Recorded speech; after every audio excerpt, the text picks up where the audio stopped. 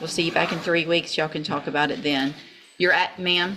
What? This is not going to help. Don't matter. My light's on anyway. Well, looks like you did that, not me. I'll see you in 3 weeks. Hold on, get her. Don't let her go. Come back. What? Everybody heard it.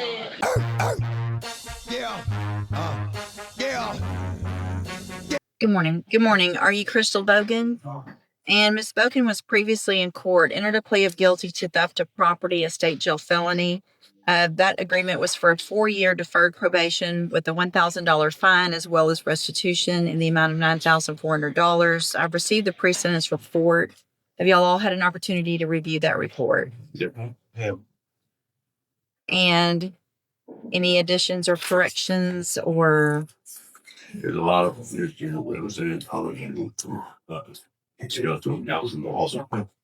Speak up, I'm I sorry. just want to make sure court knows restitution. Most of the language we're looking at. Get some to look at. I've got 1, 2, 3 and a quarter pages of criminal history. Well, there's a lot of stuff that wasn't dismissed. There were 14 felonies that weren't dismissed.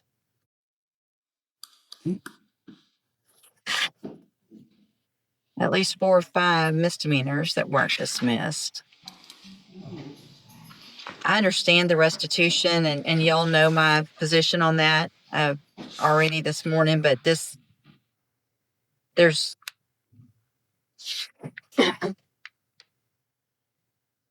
I mean, she's on probation right now in Sutton County, correct? Yes. I haven't. Right. So do they know about this case? And what has happened over there, if anything? I'm vacation. I'm not afraid.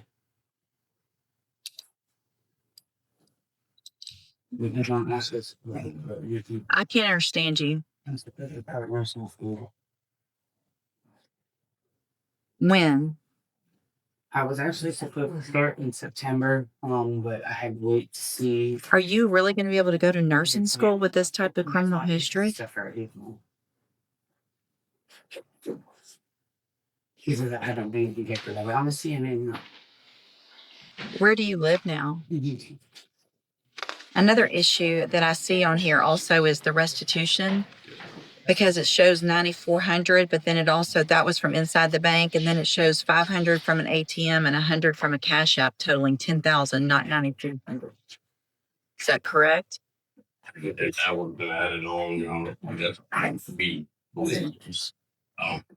it says 500 was withdrawn from an ATM outside the bank. Is that right? You know better than anybody. Okay. So possibly the other person that was involved did that? Anything you knew about that was I wasn't aware of when you did got the when I got the PSI when I was deaf. But if it was the withdrawal, then that would be her responsibility joint and several. Right. It says so. That's a request. The contact from Do Good said that the defendant withdrew the entire loan amount of $10,000, $94 from inside the bank, $500 from an ATM, and $100 from a Cash App transaction. It doesn't matter if you did it or if the other person that you were with did it. Y'all were working together. So you're both, and what's the other status of it? Of another person, she can charge. But not because she on there. But Okay. she was to. Yeah. So I mean, if there was another person and you didn't give that information, then that's okay. Apparently the cops didn't hear, so. She went in the back. She's going to help. Sorry, that was like this. Back stuff, not monologue.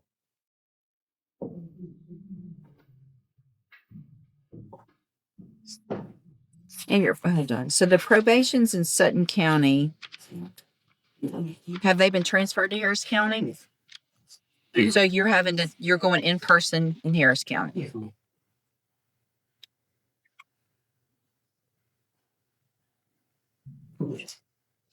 Okay. And so it's the state's position to go forward with the agreement? I understand the court's concern and stay as the same. Instead of this still was to get some much back on our victim. However, we understand. All right. So here's what I'm going to do, Ms. Bogan. I'm going to find that you entered your plea of guilty freely and voluntarily. Can y'all hold it down over there, please? I'm going to find that you entered your plea of guilty freely and voluntarily. Find sufficient evidence to find you guilty. I just don't know. I just can't believe I'm even considering doing this, honestly.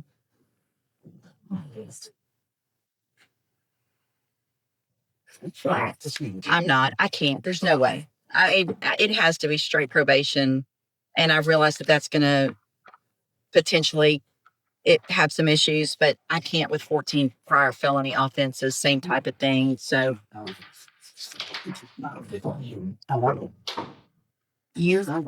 you do.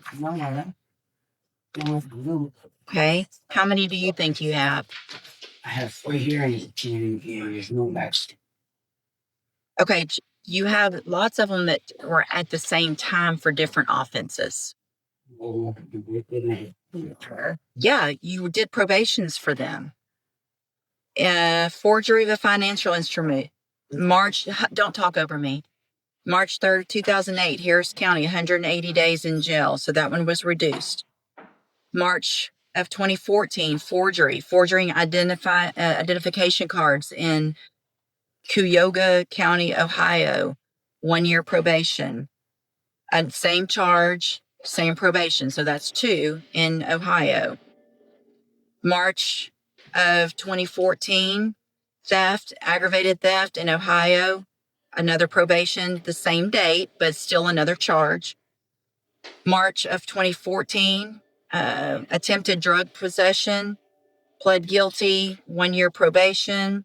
March of 2014, same thing in Ohio, possessing criminal tools, probation, all that. It was at the same time, but still different cases. November of 2014, forgery, 2 cases, got probations in those. I'm going to run out of fingers. March, another one, a theft, aggravated theft in Ohio in 2014. Then we go to Sutton County, Texas, and you have 1, 2, 3, 4, 5 continuous smuggling of persons for pecuniary benefit. And that's the 10-year probation that you're on in 5 different cases. That's not correct. No, sir. So how many cases are you on probation for in Sutton County? It all ran together. So. I understand it all. It doesn't run, but that's not how it works. Yes, ma'am. Yes, ma'am. When it runs together, it just means you're serving it at this. I'm rejecting the plea agreement. I'm resetting your case for 3 weeks. We'll see you back in 3 weeks. Y'all can talk about it then. Ma'am. What? This is not going to help. I earned my life on. Well, looks like you did that, not me. I'll see you in 3 weeks.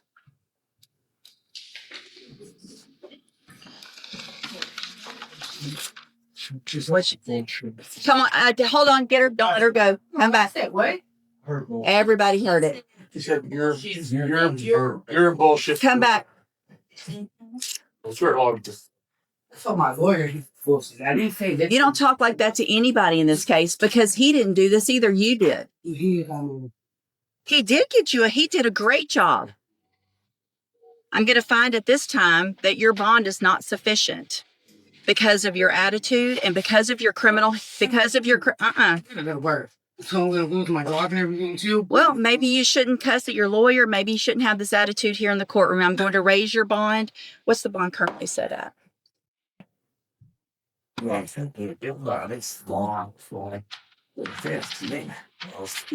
cry now after saying it's bullshit to him and acting like this in here. Stop. No, you're going to make it worse. You're just going to make it worse. You should, when I told you a minute ago to stop, you should have stopped when I told you to. Let's see. Can you?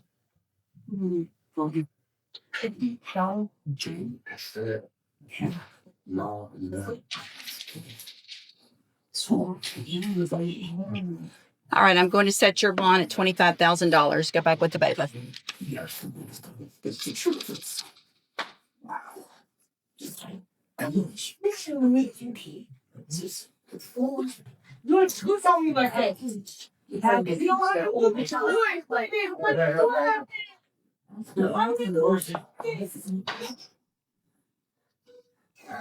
Several days later. Bogan.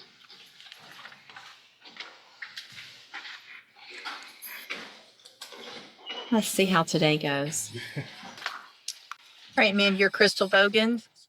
And Ms. Bogan, when you were here yesterday for sentencing in cause number 25 DCCR 0026, just so the record's clear, I rejected that agreement based on your criminal history. The fact that it was a deferred probation, I feel like with your criminal history, it is at this point, if you're going to accept responsibility, time for a conviction.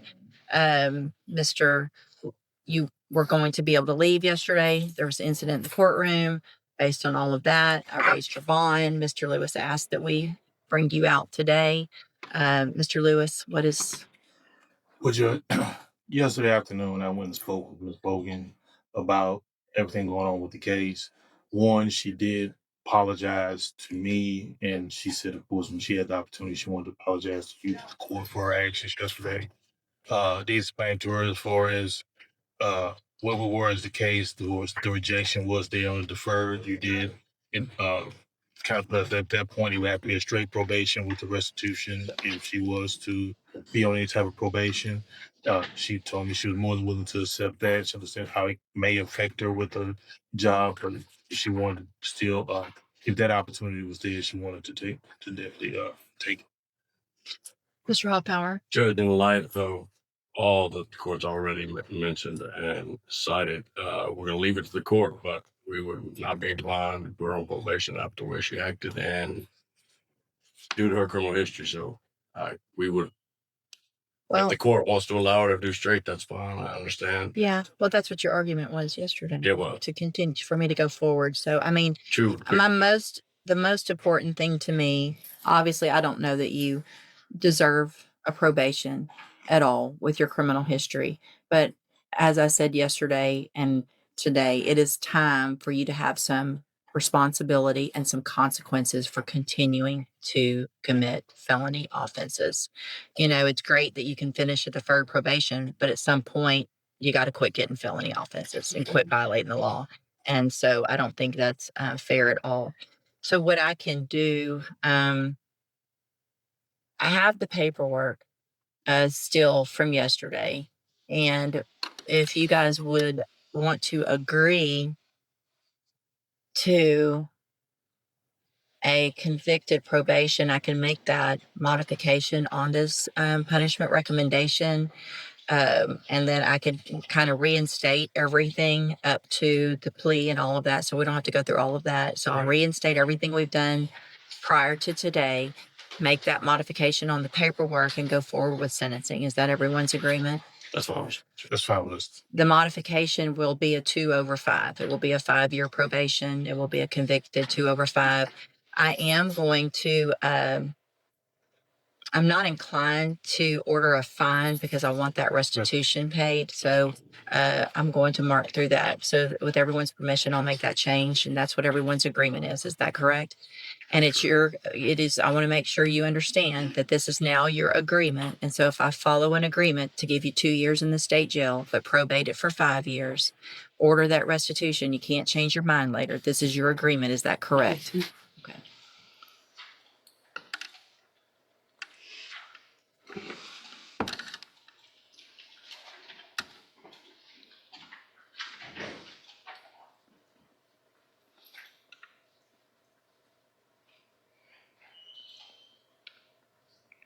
All right, then what I'm going to do, let's see, restitution. And the restitution will be that $10,000. And that's everyone's agreement as well, correct? Yes, correct. All right, then at this time, Ms. Vogan, I'm going to find that you previously entered your plea of guilty freely and voluntarily. Find sufficient evidence to find you guilty, and at this time find you guilty of the state jail felony offense of theft of property. Sentence you in accordance with your new agreement to a term of 2 years in the state jail prison, but I'm going to probate that. You'll be on probation for 5 years. You're ordered to pay the $10,000 fine, restitution and to follow all of the rules and conditions of probation. If you do this, this is still a good opportunity because you will be able to serve that 2-year sentence while you're out on probation instead of in the state jail prison. The other side of that, though, is if you violate any condition of probation at all, you will be brought back into court and you will be facing that 2-year sentence that I just gave you. Do you understand? I'm going to hand you the trial court certification that shows this was an agreement that I followed, and so you waived your right to appeal. I'm also going to hand you a written admonishment regarding your ineligibility to possess a firearm or ammunition. Because of the judgment entered against you, you're ineligible under Texas law to possess a firearm or ammunition. Possession of a firearm or ammunition could lead to charges against you. Firearm is a legal term, and you should read the written admonishment I provide you to see what devices qualify as a firearm. If you have questions about the laws that make you ineligible to possess a firearm or ammunition, or about how long that lasts, you can talk with Mr. Lewis. Good luck to you, ma'am. Do you need my PSI? I printed it out. Okay, you've got everything. I'm sorry, I just printed my PSI, but y'all can put that away. Orders that I have. You have them? Okay. Judge, it is a beautiful policy. Yes, ma'am. Okay. Hey. I'm not gonna lie, which I respect and understand. I do without my actions. I appreciate that. Make sure that while you're on probation, that you don't let those emotions also get in the way of you being cordial and doing what you're supposed to on this probation, as well as the other one that you're on, because that just in itself could get you right back in here. Even if you disagree with whatever they're ordering, if you disagree, you disagree. But you have to do everything they said. You have to be cordial. Thank you for your apology. You can go back with the bailiff. Thank Oh man, welcome back to the channel. We've got another one for you that has an interesting display of courtroom dynamics. So in my opinion, I feel like her lawyer pretty much failed her in this case, and bear with me, I'll get to my reasons why. But first, the most glaring mistake was the lack of preparation. The defense counsel allowed the judge to be blindsided by the pre-sentence investigation, which is a critical document that should have been framed, contextualized, and softened for the judge in advance. Instead, the judge encountered it cold, and predictably, skepticism followed. Compounding this failure was an inability to control the client. A defendant is the most volatile asset in any case, and here the unrestrained outbursts and expletive directed at her own attorney instantly destroyed credibility, poisoned the negotiation, and forced the state into a harder stance. Counsel further stumbled by mishandling the restitution numbers, a fundamental factual issue that should have been reconciled long before entering the courtroom. In contrast, the judge demonstrated a masterclass in judicial composure and strategy. Rather than taking the defendant's outburst as a personal affront, she used it as an on-the-record justification to increase bond and underscore the defendant's risk profile. The cooling-off period that followed gave space for remorse to surface, which the judge then leveraged into a more structured outcome. By rejecting deferred adjudication, which the defendant was almost certainly going to violate, and converting it into straight probation, the judge imposed consequence, clarity, and finality, an outcome that served the court, the state, and arguably even the defendant. The lesson here is clear. Litigation is won through exhaustive preparation, narrative framing, and absolute client discipline. The defense failed on all three fronts, and the case was effectively lost before it even begun. What order emerged from this chaos came only from the bench, where the judicial strategy compensated for advocacy that never materialized. Thank you guys for tuning in. Till next time.